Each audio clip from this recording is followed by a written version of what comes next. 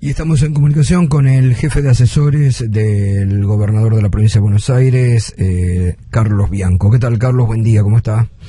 ¿Qué tal? Buen día, ¿cómo estás, Gato? Bien, gracias. Bueno, anoche hablábamos con Axel en el programa donde explicaba, pero donde aquí, además de toda esta coyuntura difícil, también se está mezclando lo político y se mezcla también el incumplimiento de las empresas de transporte que no usaron la plata que les dio el gobierno para la colocación de cámaras de seguridad en los colectivos, ¿no?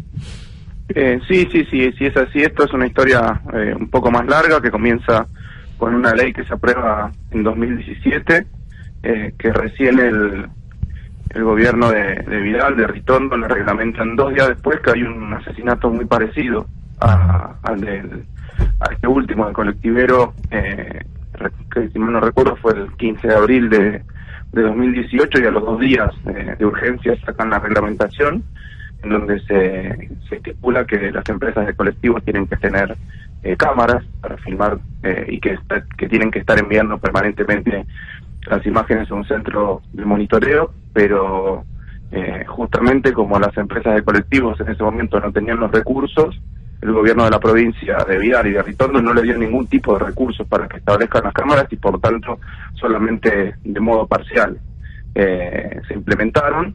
El gobernador en 2021 estableció un fondo, luego de verificar el gobierno de la provincia en nuestra gestión, de que muchas de esas empresas no habían incorporado las cámaras. Estableció un fondo, se exigió 2.500 millones de pesos, con los cuales todas las empresas y todos los colectivos deberían tener su cámara. También se hace un giro mensual adicional de 160 millones de pesos.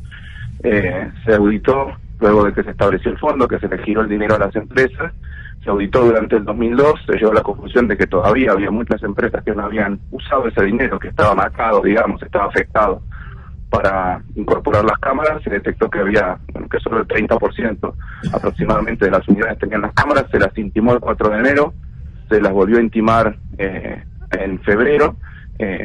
Pero se tendrán que poner nosotros ya le pasamos el dinero, se tendrán que poner a incorporar las cámaras, porque más allá de que no es la única solución, obviamente, tener una cámara, lo sumo en última instancia en un robo relámpago como fue o un intento de asesinato, un asesinato, no se sabe todavía porque fue una situación muy rara, pero duró 13 segundos. Aunque esté la cámara, es muy difícil que alguien esté mirando las imágenes y en 13 segundos pueda llegar una unidad patrullera. Pero bueno, es una ayuda, es un paliativo, porque además hay que destacar que justamente a veces se dice no hay presencia policial. 5 kilómetros antes habían pasado un retén policial, el colectivo se había verificado que no había ningún problema, y 5 kilómetros después había otro retén. O sea que, no sé, parece que estuvo muy bien planificado, porque justo en la mitad de los 2 retenes hacen esta maniobra de encerrar con un auto al colectivo, se bajan, en 13 segundos fusilan, casi literalmente, con un arma de calibre grueso, con un arma que no suele utilizada en este tipo de delitos, y solamente roban una cartera cuyo contenido ni siquiera revisan porque, dejaron el teléfono prendido, creo que era una señora. O sea, es todo muy raro, por eso se está investigando, por eso hay varias hipótesis. Y además de esto, que está explicando usted, y que la verdad ha sido así en forma muy clara, del no compromiso de estos empresarios del transporte, se agrega lamentablemente esta cuota de la política que yo creo, anoche lo hablábamos también con el gobernador, Carlos, no duda en hasta tirar un muerto para tratar de sacar votos. Digo, a esto también hay que estar atentos realmente, porque están jugados a lo peor, lo han demostrado y lo vienen demostrando en todo este último tiempo. Sí, en la jerga policial se los suele llamar caranchos, y actúan como tales. Están esperando que suceda un evento trágico como este para tratar de sacar un rédito político, y en muchos casos empiezan a ver algunas líneas que los vinculan además a las personas que más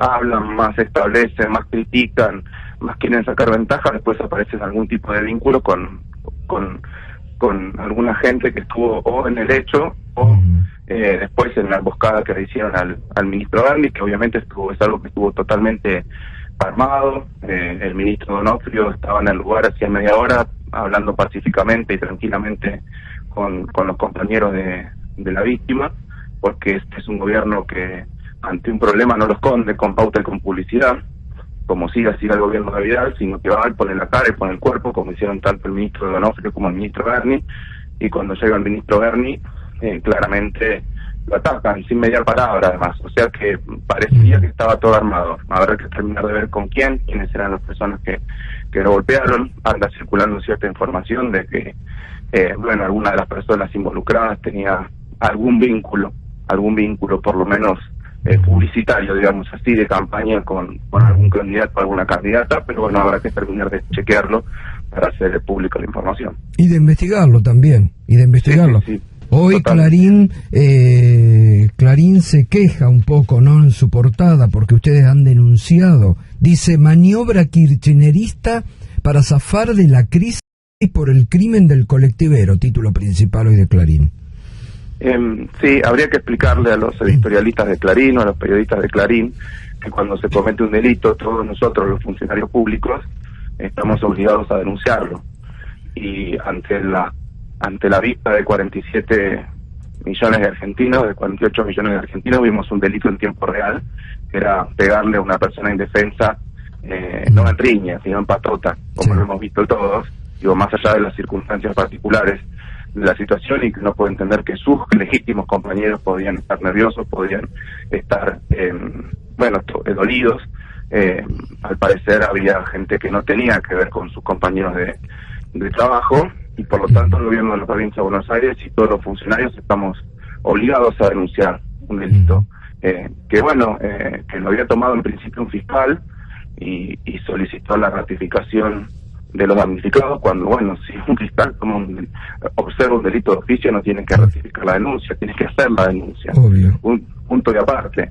Por eso nos hemos visto obligados a hacer la denuncia.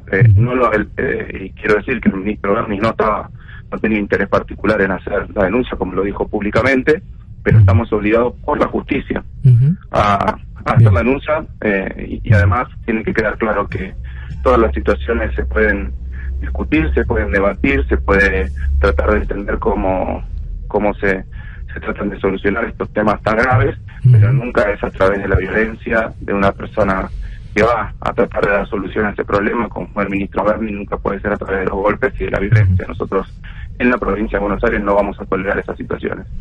Carlos, gracias por este contacto, que tenga buen día. A ustedes.